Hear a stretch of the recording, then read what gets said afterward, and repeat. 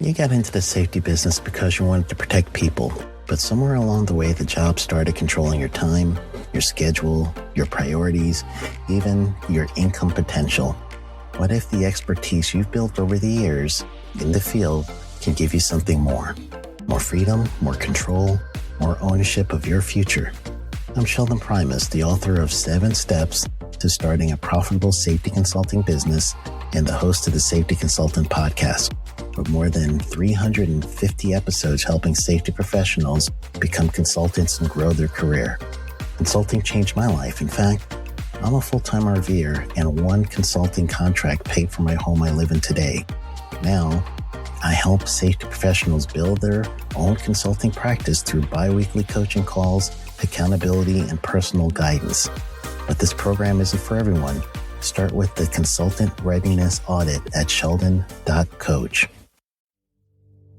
What if everything we thought we knew about safety was just interference? From the host of the Rated R Safety Show and the founder of Safety FM comes the complete Signal Transmission Trilogy, now available in one powerful edition. Safety, in my opinion, the book that started the conversation. Safety Mutation, where the boundaries of culture, systems, and belief begin to break. And now, Safety Transmission, the final piece of the signal. For the first time, all 3 books are together in one volume. The Signal Transmission Trilogy, Complete Edition. This isn't just about compliance. It's about consciousness. It's about decoding the way we think, lead, and live, inside and outside the system. Whether you've been following the signal since the beginning or you're just now tuning in, this is the version to own. Search Signal Trilogy on Amazon or visit safetyfm.com to get your copy now.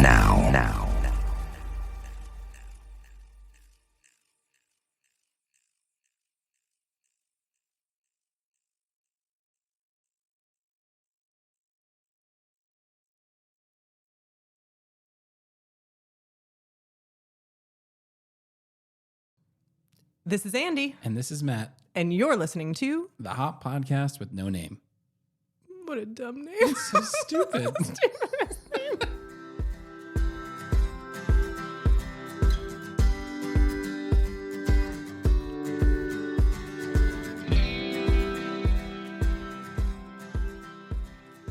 And we're off. It starts. Episode 16. Welcome back. If this is your first episode, welcome. Hopefully it makes sense to you. I think it should. I hope it does. Yeah. But yeah, we're excited. I think this is going to be the thrilling conclusion to our operational learning miniseries. This is it. Is it the conclusion part that we're curious about, or the thrilling part? I hope it's thrilling. It's definitely concluding. I hope it's thrilling. I've had enough of this operational learning talk. We're going to switch it up. But we'll start where we always start. Which is homework from... Reviewing the homework. Yeah. Not giving it. Yeah. We just start with giving homework and hope it makes sense by the end. So last episode, we talked about being in a meeting and someone throwing out a solution to something and stopping and asking the statement or the question, I guess, what problem are we solving for when we were given that solution? Yes. And so we talked about it. I think you have a really good example. Hopefully. I mean, it could be terrible. Well, I mean, we're going to find out. Yeah, we'll find out. Well, we do it all the time in our work world, right? I mean, in every single meeting that we have when people are saying, hey, I'd like to set up this type of engagement with our employees or leaders, and we're always trying to find out what problem they're trying to solve with it. But that is kind of boring in comparison to other times that we use it. And the example that we came up with was actually trying to get my oldest daughter to enter a gymnastics class that she was not willing to enter. So it is a class that is run. Oh, yes. But I just want to set the stage in case people aren't keeping score at home. 2 daughters. Yes. The oldest one is about 3.5. So we're talking about the oldest one. Yes. Okay. So we're talking about a 3.5-year-old that doesn't want to go into a gymnastics class without her mommy or daddy. And mommy and daddy are not allowed in the gymnastics class. We're allowed to watch from the window, but we're not allowed into the room. Oh, that'd be great to see, though. If there's just a bunch of 3.5-year-olds and you trying to do it. Me trying to do a forward roll. Wow. Oh, wow. They all would be so much better than you. And she didn't want to go in. And so my husband and I were throwing out various ways that we could approach the problem. Like, do we just tell her she has to go in? Do we just put her in the room? Do we just say, do we bribe? Yeah. Right? Do we threaten? Do we not go in at all? What do we do? And in that conversation, we realized that was highly dependent upon what problem were we trying to solve. Were we trying to solve the fact that we had paid for a class and our daughter was not participating in that class?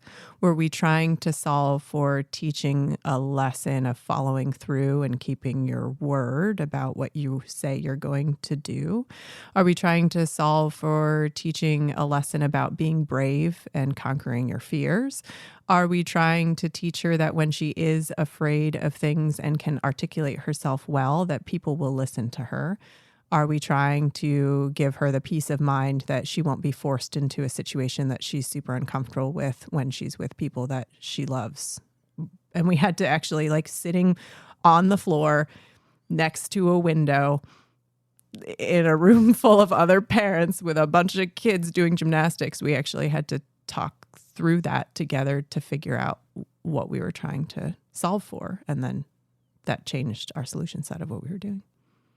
And in the spirit of thrilling conclusions, what did you solve for? Or what did you solve? It was a combination of 2 things. It was solving for the fact that we wanted to teach her that if she articulates herself well and can explain how she's feeling without crying and screaming, that people will listen to her, as well as having confidence that she can conquer her fear.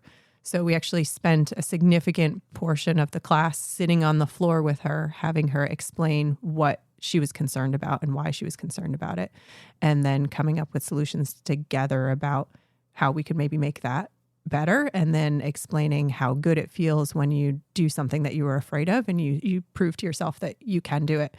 And so it took us 20 minutes of the class, but for like the last 10 or so minutes, she got in there and had a great time. It's a great ratio. 20 minutes talking, 10 minutes doing gymnastics in the class you paid for. Right. But obviously, if our problem statement was different, then the solution would be different, right? If it felt like we needed to just solve for, hey, we paid for this class and you need to be there and, follow through, say do ratio, then the way that we would have approached it would probably have been very different. Yeah. And it still could have worked out well. Sure. Doesn't mean it would have been terrible if you would have just said, hey, Penelope, this is you're in. This is your class. You will be back in 30 minutes or so. We'll be just outside, but you are doing this class. It probably would have been 5 minutes of screaming and crying, and then knowing Penelope, she would have jumped right in at minute 6 and enjoyed it, but it wouldn't have taught her much besides that sometimes you get abandoned to do things. Sometimes you got to do things. Yeah, which is fine if that's the lesson that you're trying to teach at that moment. We just had to get clear on what we were trying to accomplish. You said something really interesting, and now we're just talking about this situation in very great detail, which was she'll have plenty of chances to learn that life sometimes isn't what you want it to be.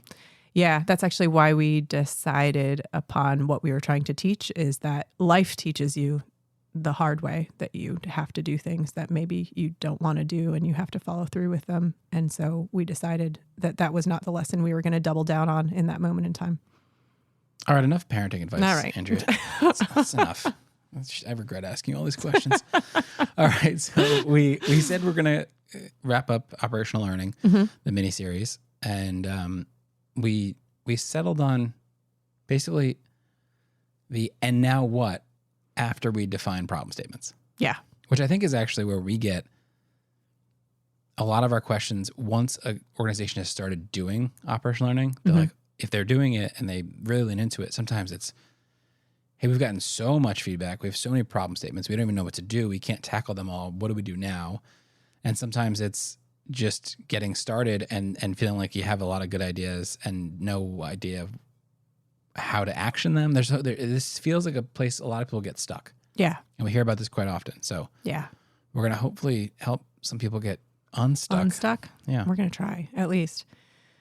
If you do operational learning well, it does feel like you're drinking through a fire hose, and then you're taking all of that mess of information and trying to break it down into some amount of problem statements. And then even then it feels enormous because there's many, many problem statements. And oftentimes we then get to a place of like, okay, well, what do we do with all of this? And in general, in any sort of operational learning, the thought process is that you want to work with those that are close to the work to brainstorm solution sets, which we talked a little bit about at the end of last episode of like ways to brainstorm solution sets.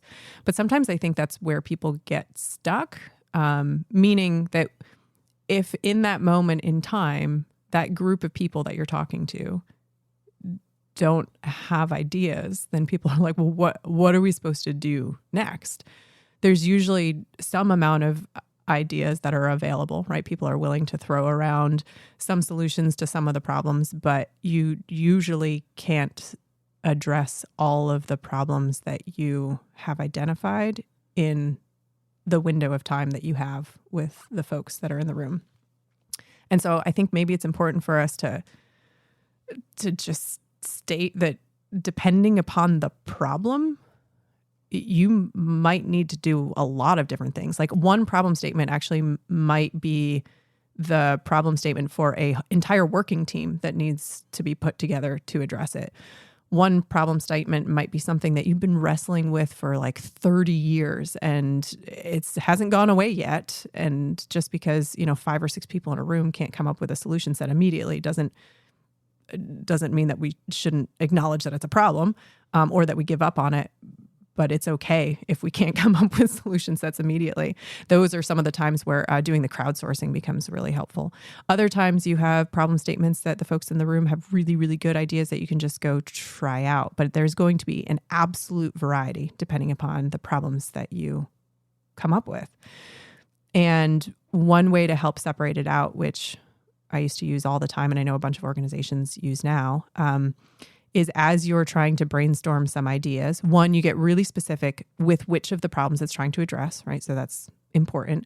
But also that we start to label the ideas as to whether or not they fall into the team, whoever you're talking to, the team's sphere of control, their sphere of influence, or their sphere of concern. Ooh. So 3 spheres, if you will. Okay. All right. Examples, please. Yeah. What would be a situation that would be in my sphere of control? So sphere of control would just mean something you can actually affect change to yourself. Like you don't really need somebody else to prove it. You have all of the tools, decision rights, ability to change it. So if we're talking about like, hey, we need to make a small maintenance change to a piece of equipment, and the maintenance person who would do that is sitting in the room, that is going to be within the sphere of control of the team to go do it. Gotcha. And for me, I have the ability to write whatever I want on my calendar for my own notes. Yes. I can do that myself. You can. That is, that is within and your usually sphere of control. Notes about you, and you can see my calendar, but that's irrelevant. So that's sphere of control. Sphere of influence. So sphere of influence is something that you probably don't have the decision rights to execute yourself or the resourcing to execute yourself, but somebody really close to you does. And you usually have their ear, and all you have to do is go have a conversation with them. So same example of maintenance needing to be done on a piece of equipment. If that maintenance person is not there, within your influence as one of the people on the team or even the facilitator, you can go talk to the maintenance leader and be like, hey, we really need this scheduled. This is the problem that we're facing. Can you please schedule it? Gotcha. Okay. And then concern, where this gets very broad. Yeah. So sphere of concern, I'd say there's like a couple big categories of sphere of concern. One of which it is actually in the organization as a whole. It is in their sphere of control, meaning there is somebody that exists within the organization that could do something about this problem, but they are so far away from you that it's even hard to figure out how you would get there. In this case, like it could be, hey, we need to completely redesign the staffing process that we have for how this work is being covered. And that is controlled by somebody in a corporate function that you have no idea even who that person's name is. And it's tied to a bunch of other pieces of the organization that you're not exactly sure how all of it works. So that would be in your sphere of concern, but not something that you exactly know how to tackle or influence.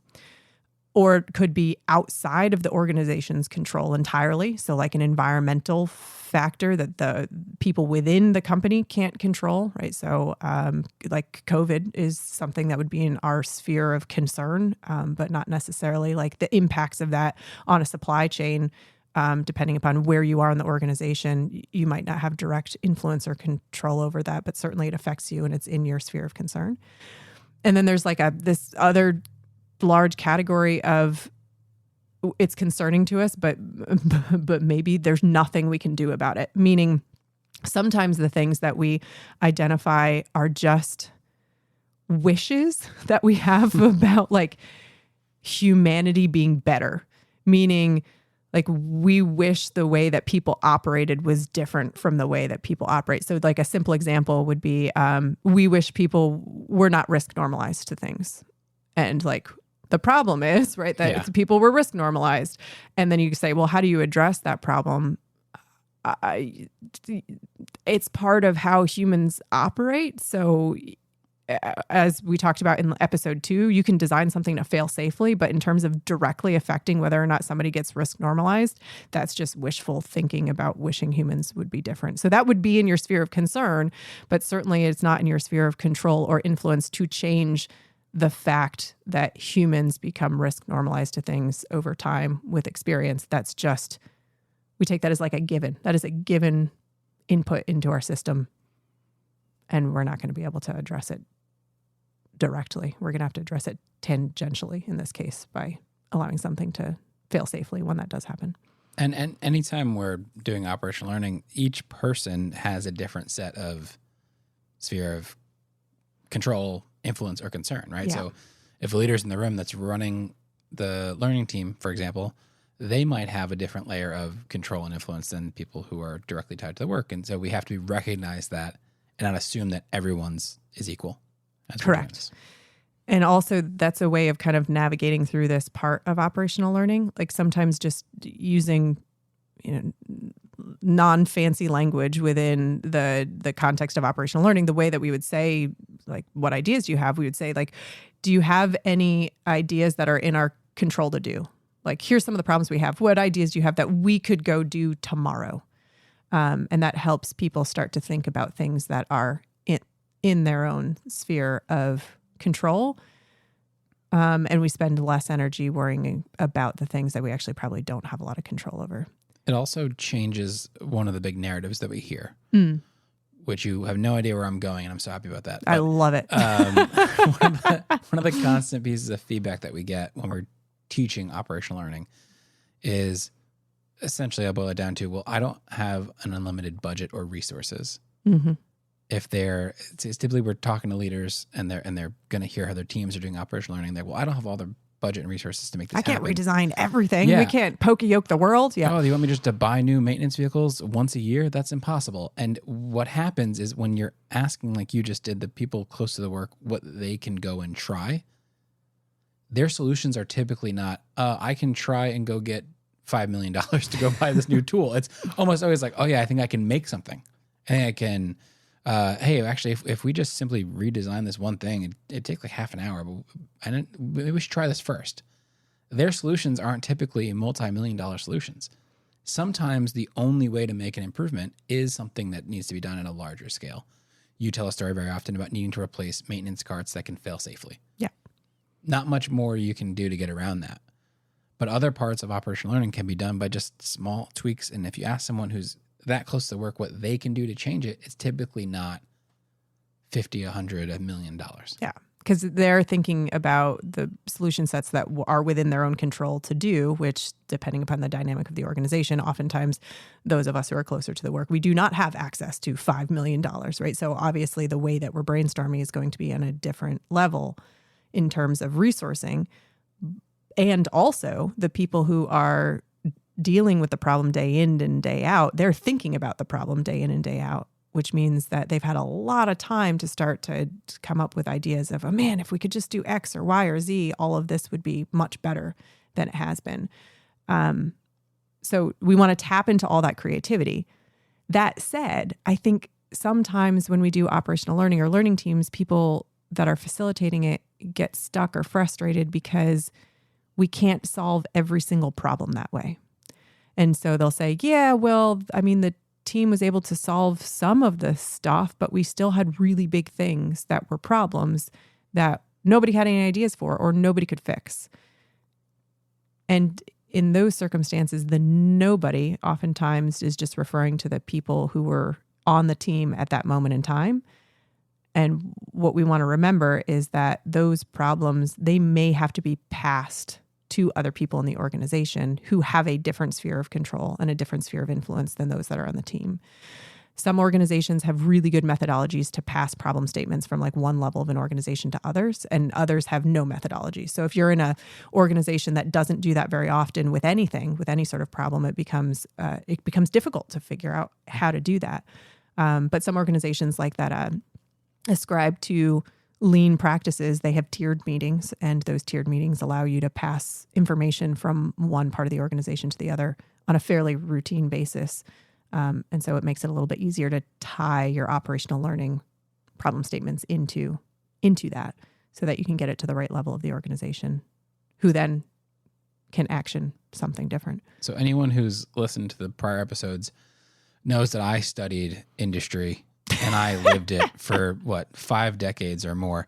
But why don't you just briefly explain what a tiered meeting structure looks like? Yeah, so it's just different meeting levels based on different levels of the organization. So the folks that are closest to the work have one tiered meeting, and then the people that are managing that work have another tiered meeting, and the people that are managing the rest of that organization have another tiered meeting. So in sort of a traditional organizational structure, you have the ability to pass information from the folks that are tangibly touching product all the way to the people that are making resourcing decisions for a plant or sometimes higher, in order to make sure that you get the right information to the right people that have the decision rights to make a change.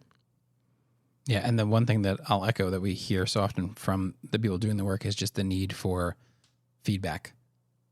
When a problem can't be solved by that group and it needs to go up those tiered levels, it's not just, hey, thanks for telling us. We're going to fix it maybe in the next 12 to 70 months. And you'll see it when it gets fixed. It's how do we make sure the communication gets back down to that group and so that they're aware with it. Every organization does it differently, but the ones that do it well tend to have the most buy-in to operational learning because it feels impactful. Yeah. You feel like even though maybe you're not the one making the change, you had a direct impact on something that's going to be broadly changed. Yeah.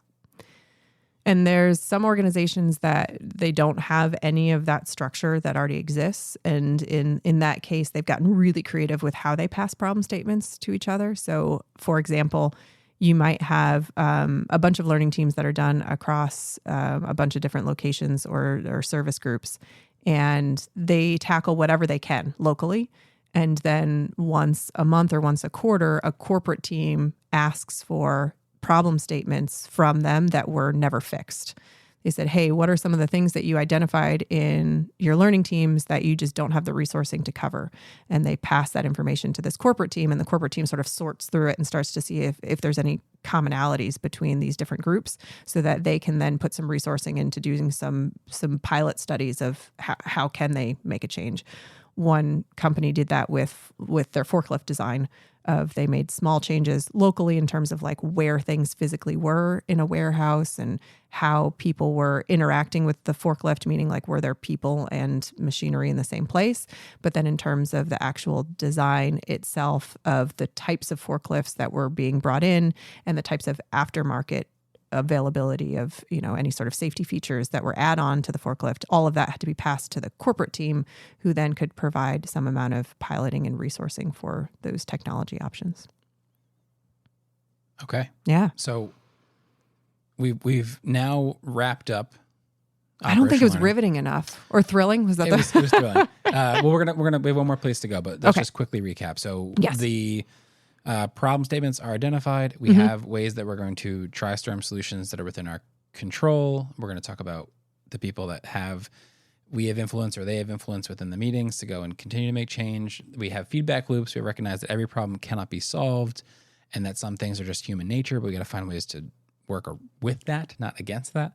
But we wrote one thing on the bottom of a note we wanted to cover before we end today. Yes. Which was today's solutions create tomorrow's need for learning.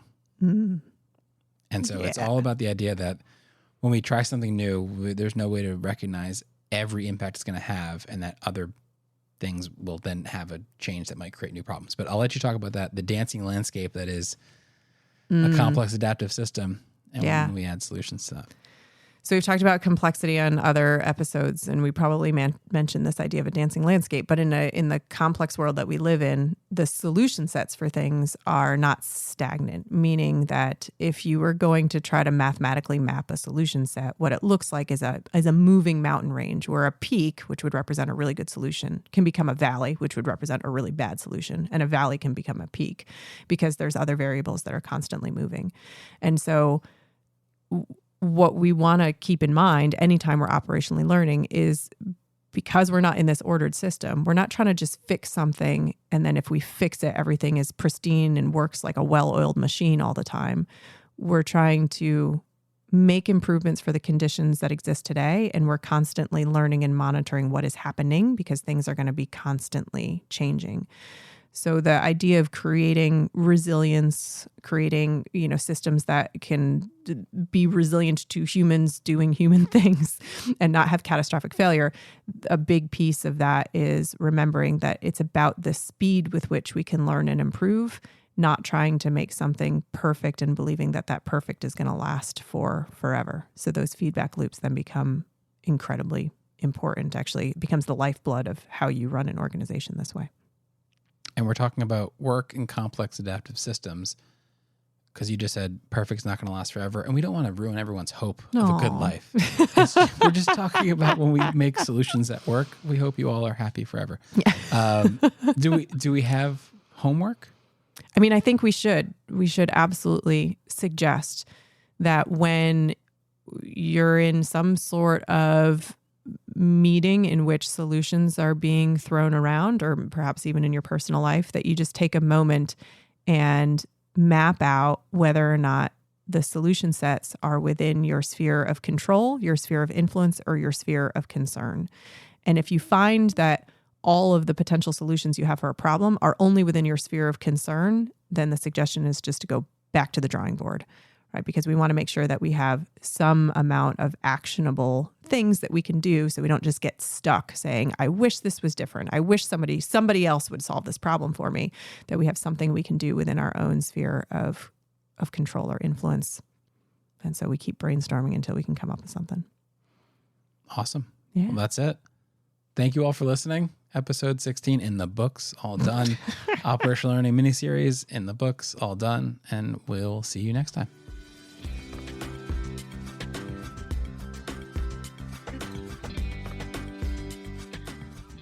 Well, that's it. Yep, another one in the books. We did it.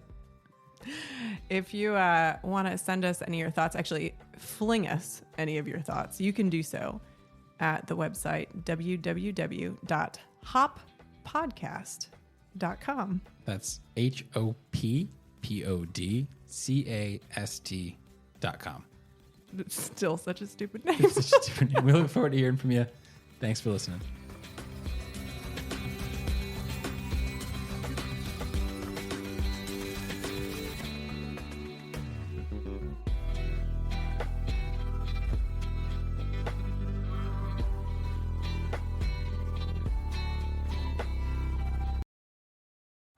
You got into the safety business because you wanted to protect people, but somewhere along the way, the job started controlling your time, your schedule, your priorities, even your income potential. What if the expertise you've built over the years in the field can give you something more? More freedom, more control, more ownership of your future. I'm Sheldon Primus, the author of 7 Steps to Starting a Profitable Safety Consulting Business and the host of the Safety Consultant Podcast, with more than 350 episodes helping safety professionals become consultants and grow their career. Consulting changed my life. In fact, I'm a full-time RVer, and 1 consulting contract paid for my home I live in today. Now, I help safety professionals build their own consulting practice through bi-weekly coaching calls, accountability, and personal guidance. But this program isn't for everyone. Start with the Consultant Readiness Audit at sheldon.coach. What if everything we thought we knew about safety was just interference? From the host of the Rated R Safety Show and the founder of Safety FM comes the complete Signal Transmission Trilogy, now available in one powerful edition. Safety, in my opinion, the book that started the conversation. Safety Mutation, where the boundaries of culture, systems, and belief begin to break. And now, Safety Transmission, the final piece of the signal. For the first time, all 3 books are together in one volume. The Signal Transmission Trilogy, Complete Edition. This isn't just about compliance. It's about consciousness. It's about decoding the way we think, lead, and live, inside and outside the system. Whether you've been following the signal since the beginning or you're just now tuning in, this is the version to own. Search Signal Trilogy on Amazon or visit safetyfm.com to get your copy now.